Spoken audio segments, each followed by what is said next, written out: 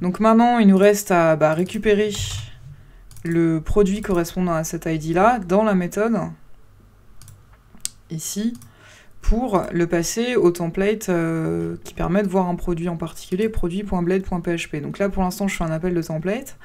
On avait vu dans la méthode d'avant que sur la page d'accueil, j'envoyais tous les produits. Donc j'avais fait une requête via l'ORM Eloquent pour faire en gros un select étoile from produit. Et bien là, il va falloir que je mette au point une requête un peu identique qui serait select étoile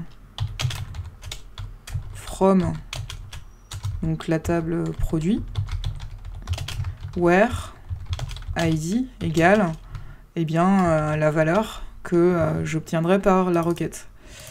Donc ça, l'équivalent avec l'ORM, c'est de... Donc je vais créer une variable qui va s'appeler produit au singulier, puisque je vais récupérer qu'un seul produit, et je vais l'appeler sur mon modèle produit, et je vais utiliser la méthode helper qui s'appelle find, tout bêtement, qui permet de faire cette requête-là, et je lui passe en paramètre l'ID que je récupère via la requête HTTP. Il suffit ensuite de passer cette variable à la vue via la méthode compact avec la clé donc produit. Et je vais récupérer cette clé de l'autre côté dans mon produit.blade. Et donc en fait, toutes les données qui étaient décrites en statique, on va les remplacer par les données qui sont issues de la base de données. Donc si vous le souhaitez, vous pouvez encore une fois vérifier que vous recevez bien la variable avec un dd et le nom de la variable. Comme ça.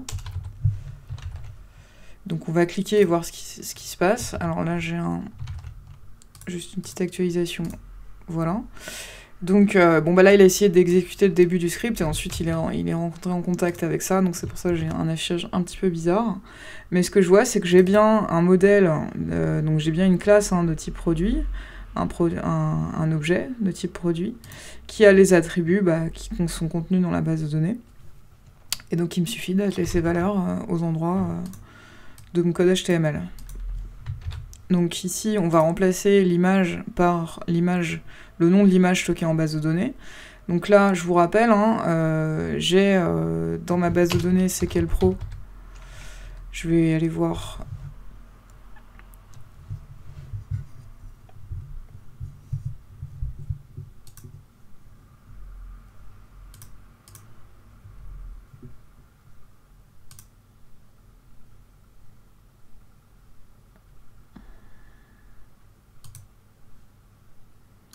Donc voilà.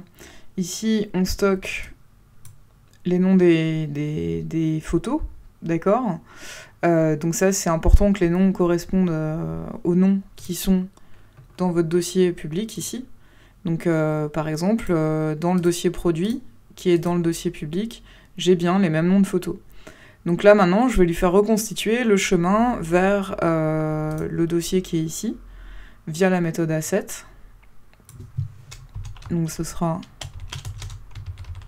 asset, produit, slash, et là on va concaténer, donc c'est avec un point que ça se fait dans Blade, on va concaténer le nom de la photo qui est dans ma base de données. Donc, produit, flèche, photo. Donc ça on l'avait déjà fait sur le template index pour les photos, c'est le même principe. Donc c'est photo principale, le nom de l'attribut d'ailleurs, donc je vais le mettre ici. Donc vous pouvez toujours y aller pas à pas, vous pouvez actualiser, voir si vous avez bien ce que vous attendez comme résultat. Donc là vous voyez, j'ai pour l'instant la photo qui correspond bien au t-shirt que je suis en train de consulter. Et maintenant, on va changer le titre, donc produit. Et donc, rebelote, vous prenez les noms qui sont dans votre table, donc là c'est le nom. Ici ce sera la description. Donc ça on va le changer un tout petit peu, hop. Donc produit, description. Et pour l'instant, on a aussi le prix, ici. Donc le prix, c'est la même chose que de l'autre côté, donc vous pouvez aussi faire un copier-coller, pas vous embêter. Parce qu'en fait, tout ça est très redondant, hein, c'est toujours l'affichage des produits. Donc on appelle les mêmes attributs, etc.